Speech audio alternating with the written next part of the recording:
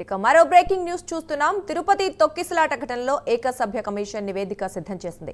పూర్తి నివేదికను ప్రభుత్వ ప్రధాన కార్యదర్శి విజయానంద్కు హైకోర్టు మాజీ న్యాయమూర్తి జస్టిస్ సత్యనారాయణమూర్తి సమర్పించారు. ఇక వైకుంఠ ఏకాదశి సందర్భంగా తిరుపతిలో తొక్కిసలాట జరిగి 5గురు మరణించగా ఆ ఘటనపై ప్రభుత్వం జ్యుడిషియల్ విచారణకు ఆదేశించింది.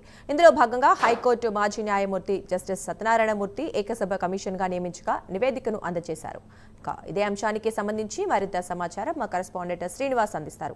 చెప్పండి శ్రీనివాస్, తిరుపతి ఘటనకు సంబంధించి కమిషన్ అయితే కొంత అంటే దానికి సంబంధించిన వివరాలు అయితే అందించినట్లుగా తెలుస్తోంది. మరి ఏంటి పరిస్థితి? Thank you Durga. అయితే తిరుపతిలో వైకుంఠ ఏకాదశి సందర్భంగా అక్కడ టికెట్ల కేటాయింపు సందర్భంగా పెద్ద ఎత్తున కూడా తొక్కిసలాట జరిగింది. ఈ ఘటనలో అప్పట్లో ఈ తిరుపతిలో జరిగిన తొక్కిసలాటలో బైరాగిపట్నం అనే ప్రాంతంలో జరిగిన తొక్కిసలాట జరిగింది. ఈ ఘటనలో దాదాపు 5 మంది భక్తులు కూడా టికెట్ల కోసం వచ్చి అక్కడ తొక్కిసలాటలో వాళ్ళు మృతి చెందారు. అయితే ఈ ఘటనపై అప్పట్లో ప్రభుత్వం కూడా సీరియస్ అయింది. సీఎం చంద్రబాబు నాయుడు కూడా దీనిపైన సీరియస్ యాక్షన్ తీసుకున్నారు. ఈ ఘటనపై పూర్తి స్థాయి విచారణ చేపట్టింది కూడా అప్పట్లోనే ప్రభుత్వం ఒక జ్యుడిషియల్ విచారణకు ప్రభుత్వం ఆదేశించింది.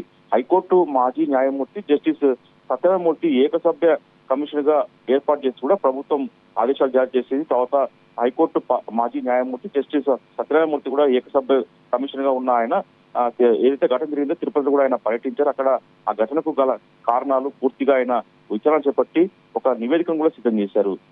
ఈ ఘటన పైన వైకుంఠ ఏకాదశి సందర్భంగా తిరుపతి జరిగిన తొక్కిసలాటపై 5గురు మృతి చెందిన ఘటనపై కూడా ఆయన పూర్తి స్థాయి నివేదికను సిద్ధం చేశారు.